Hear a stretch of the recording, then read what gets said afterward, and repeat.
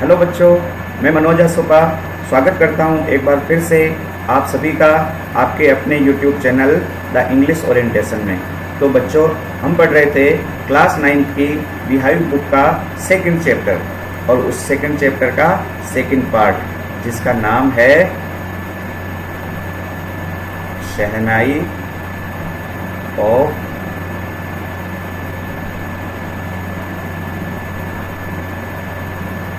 बिस्मिल्लाह खान। तो बच्चों, हम शहनाई ऑफ बिस्मिल्लाह खान का ये पार्ट जो हम पढ़ रहे थे, इसके अंदर हमने पिछले वीडियो में क्या क्या पढ़ा था बच्चों।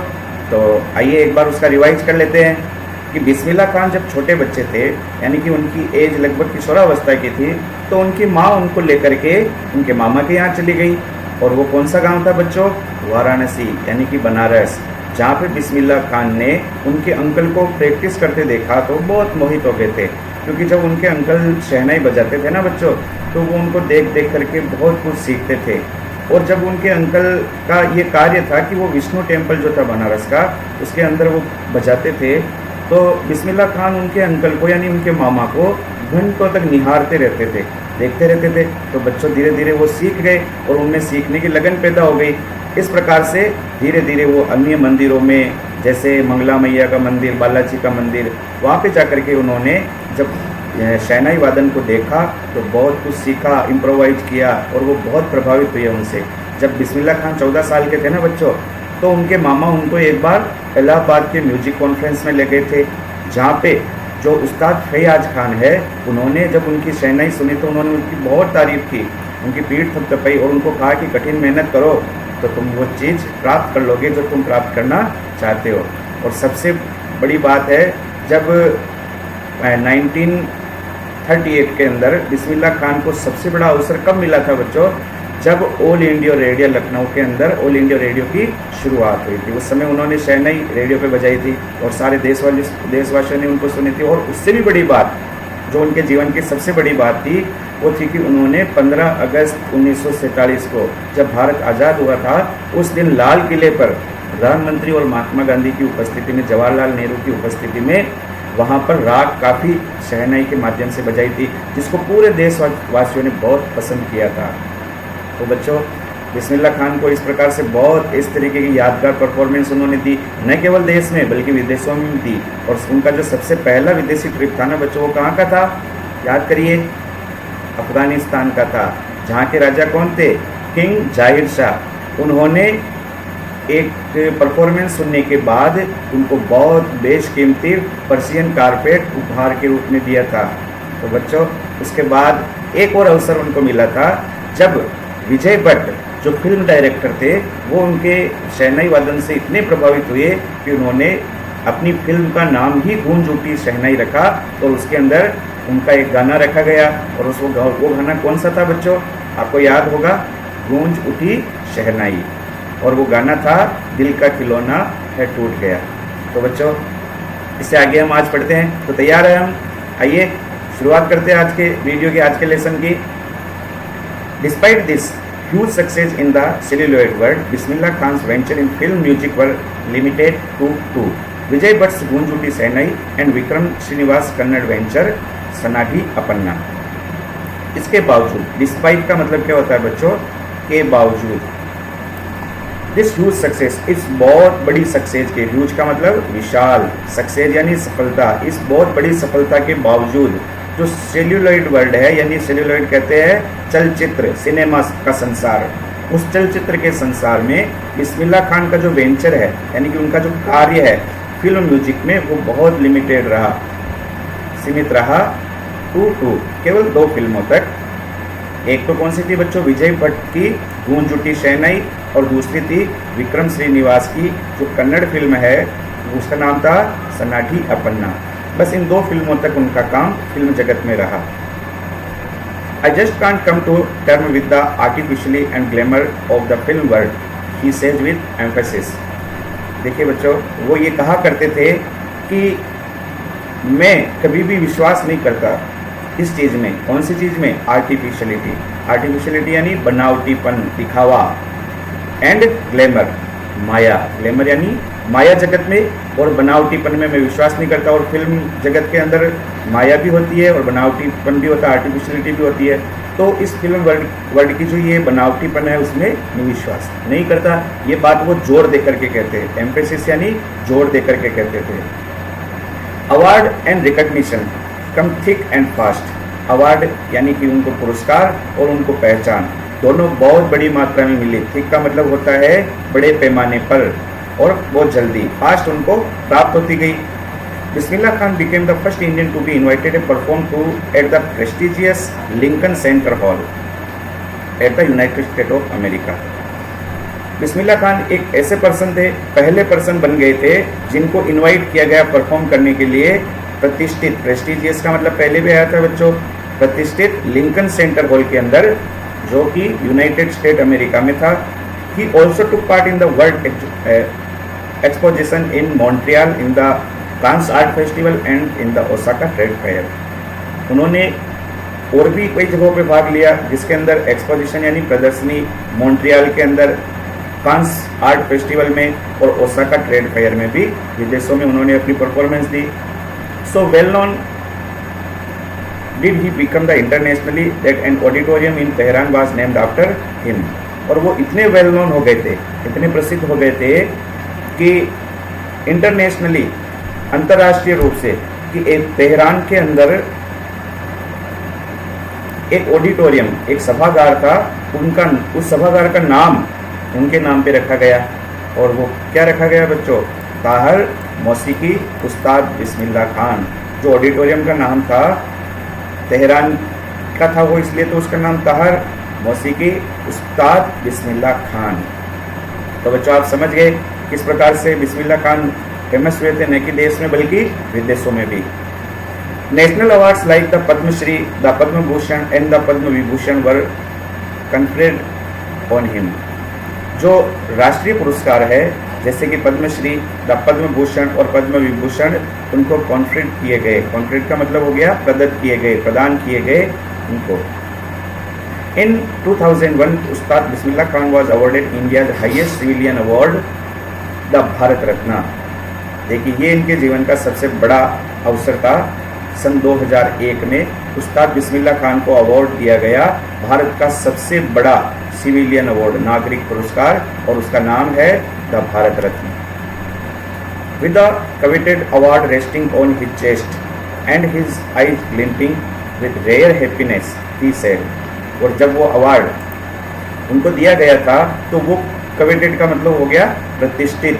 वो प्रतिष्ठित अवार्ड जब रेस्टिंग कर रहा था, यानी कि पड़ा हुआ था उनकी चेस्ट पे, उनके घुटनों के वहाँ पे, उनकी छाती के सामने, जब वो बैठे हुए थे और वो अवार्ड उनके हाथ में था, एंड हिज आइज ग्लिंटिंग, और उनकी आंखें चमक रही थी। किसके द्वारा?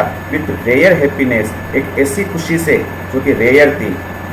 रेयर का मतलब होता है दुर्लभ, असामान्य, जैसी कभी नहीं थी। ही सेड, तब उन्होंने कहा था, all I would like to say is, मैं सभी से ये बात कहना चाहता हूँ, टीच योर चिल्ड्रन म्यूजिक, कि अपने बच्चों को म्यूजिक सिखाइए, संगीत सिखाइए। This is Hindustan richest tradition, even the west is now coming to learn our music. ये हिंदुस्तान का सबसे रिचेस्ट ट्रेडिशन है। ट्रेडिशन यानी परंपरा, और रिचेस्ट का मतलब होता है बहुमूल्य। ये हमारी हिंदुस्तान की बहुमूल्य परंपरा है। यहाँ तक कि the west is now coming to learn our music, जो पश्चिमी देश है वहाँ के लोग भी हमारे देश में म्यूजिक सीखने के लिए आ रहे हैं। In spite of having travelled all over the world, in spite of का मतलब के बावजूद, पूरे वर्ल्ड में ट्रेवल करने के बावजूद, खान साहब किनको कहा गया यहाँ पे? बिस्मिल्लाह खान को। As he is fondly called, और जैसा कि वो कहा करते थे बड़े ही प्यार से, एक बात वो बड़े ही प्यार से कहा करते, फॉन्ड ऑफ का मतलब प्रिय, तो फॉन्डली वो कहा करते थे, is exceedingly fond of Banaras and Dumraon, and they remain for him the most wonderful town of the world. वो कहते थे बड़े ही अत्यंत प्रिय तरीके से, बनारस और डुमराव मुझे बहुत प्रिय है। फॉन्ड ऑफ यानी प्रिय है, बहुत ज़्यादा, एक्सीडिंगली यानी बहुत ज़्यादा, and they remain for him the most wonderful town of the world, और ये उनके लिए बने रहे संसार के सबसे खूबसूरत शहर। A student of his once wanted him to head a shehnai school in the USA, उनका एक स्टूडेंट था जो कि यूएसए का था, वो चाहता था एक बार, उनकी चाहत थी, उन्होंने एक बार कहा था कि मैं and student promise to recreate the atmosphere of Banaras by the reflecting the temples there. तो उसने कहा था कि मैं मेरे यूएसए के अंदर एक शहनाई की स्कूल स्थापित करना चाहता हूँ और उसको आप हेड करें। हेड करें का मतलब हो गया आप उसको देखें और वहाँ सारी चीज़ें आपकी देख रेख में हो। किसकी बेटा? शहनाई स्कूल की, और वो थी यूएसए के अंदर। और उस स्टूडेंट ने ये भी प्रॉमिस किया था, ये भी वादा किया था टू रिक्रिएट, कि वो वहाँ पे रिक्रिएट कर दे, यानी पुनर्स्थापित कर दे द एटमॉस्फियर, उस वातावरण को जो कि बनारस में था। और बनारस के वातावरण को वहाँ पे मैं रिक्रिएट करूँ by reflecting the temple there. और वहाँ पे जिस प्रकार से बनारस में टेम्पल है, उसी तरीके के टेम्पल में यूएसए में वहाँ स्कूल बना करके वहाँ पे ऐसा एटमॉस्फेयर क्रिएट करूँ। बट खान साहब आस्क्ड हिम, लेकिन खान साहब ने उनसे पूछा कि we would be able to transport river Ganga as well, कि क्या तुम रिवर गंगा को यहाँ पे ट्रांसपोर्ट कर सकते हो उसी तरीके से, यानी कि गंगा के किनारे जो सुख उनको मिलता था, क्या तुम गंगा को भी यहाँ पे लेके आ सकते हो? Later he is remember to have said, बाद में उन्होंने याद करते हुए ये चीज़ कही थी, that is why whenever I am a foreign country, जब कभी भी मैं विदेश में होता हूँ, फॉरेन कंट्री में होता हूँ, आई कीप यर्निंग टू सी हिंदुस्तान, तो मेरी प्रबल इच्छा रहती है कि मैं हिंदुस्तान को देखूँ, हिंदुस्तान जाऊँ। वाइल इन मुंबई, और जब मैं मुंबई में होता हूँ, I think of only Banaras, तो मैं केवल बनारस के बारे में सोचता हूँ। ये उनका प्यार है। एंड द होली गंगा, और पवित्र गंगा के बारे में सोचता हूँ। एंड वाइल इन बनारस, और जब मैं बनारस में होता हूँ, आई मिस द यूनिक मट्ठा ऑफ डुमरा, तो मैं डमराव के जो मट्ठा है उसके बारे में सोचता हूँ, उसकी मुझे बहुत याद आती है। Ustad Bismillah Khan's life is a perfect example of a rich cultural heritage of India. Ustad Bismillah Khan का जो जीवन है वो एक परफेक्ट उदाहरण है रिच कल्चरल हेरिटेज का। रिच कहते हैं समृद्ध और सांस्कृतिक विरासत का भारत की। One that effortlessly accept that the devout Muslim like him can very naturally play the Sainai every morning at the Kashi Vishwanath temple. और कोई भी एफर्टलेसली का मतलब कहते हैं बिना परिश्रम के, ये चीज़ स्वीकार करता है कि वो एक डिवोटी मुस्लिम थे। डिवोटी का मतलब हो गया सच्चे, यहाँ पे दिया हुआ बच्चों, believing strongly in the religion and obeying its laws and following its practices. ऐसा मुसलमान जो धार्मिक हो, जो धर्म को मानता हो और उसके जो लॉज है, उसके जो नियम है, उनको ओबे करता हो, उनका पालन करता हो और उनकी जो धारणाएं हैं उनका फॉलो करता हो। तो वो एक ऐसे मुस्लिम थे जिनको हर कोई एक्सेप्ट करता था। Like him can every naturally play the shehnai every morning, जो कि बड़े नेचुरल तरीके से प्ले करते थे, बजाते थे शहनाई को हर सुबह काशी विश्वनाथ टेम्पल में, बनारस के काशी विश्वनाथ मंदिर के अंदर। तो बच्चों, ये कहानी आपको कैसी लगी? I hope you understand it very well. और आगे भी आप इसको समझना चाहें तो रिपीट करके इसको पढ़ेंगे। तो आज की वीडियो में हमने कौन कौन सी मीनिंग देखे, तो आइए एक बार उन मीनिंग का रिवाइज कर लेते हैं। सबसे पहले हमने देखा कंपोजिशन का मतलब होता है कोई गीत या रचना। टर्न आउट का मतलब बदल देना, बदलवा देना। नेशन वाइड यानी पूरे देश में, देश भर में। चार्ट बस्टर का मतलब बहुत ज़्यादा लोकप्रिय। डिस्पाइट का मतलब के बावजूद। सेल्यूलॉइड का मतलब चलचित्र। वेंचर का मतलब होता है बच्चों कार्य, काम। आर्टिफिशियली का मतलब हमने सीखा था बच्चों बनावटी, दिखावा, वो आर्टिफिशियली होता है। ग्लैमर का मतलब होता है माया। रिकॉग्निशन का मतलब होता है पहचान या मान्यता। थिक का मतलब बड़े पैमाने पे, एम्फेसिस यानी जोर दे करके। एक्सपोजिशन यानी प्रदर्शनी। ऑडिटोरियम यानी सभागार। कन्फेड का मतलब देना, प्रदत्त करना, प्रदान करना। कवेटेड का मतलब होता है बहुत ज़्यादा प्रतिष्ठित। रेस्टिंग का मतलब होता है रखा हुआ, विश्राम की अवस्था में।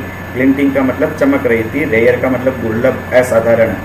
रिचेस्ट का मतलब होता है बहुमूल्य। इंस्पाइट यानी इंस्पाइट ऑफ का मतलब होता है के बावजूद। फॉन्ड ऑफ यानी प्रिय, और फॉन्डली भी प्यार से या प्रिय तरीके से। एक्सीडिंगली इसका मतलब होता है अत्यंत, बहुत ज़्यादा। रिक्रिएट का मतलब पुनः बनाना, वापस स्थापित करना। एटमॉस्फेयर यानी वातावरण।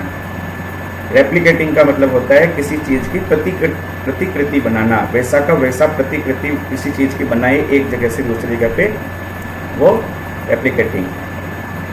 ईयर्निंग का मतलब होता है बच्चों इच्छा होना। इच्छा होती थी उनकी कि वो अपने देश में जाएं, अपने बनारस के अंदर जाए, अपने गांव में जाए, अपने गांव का मट्ठा खाए, ये इच्छा होना।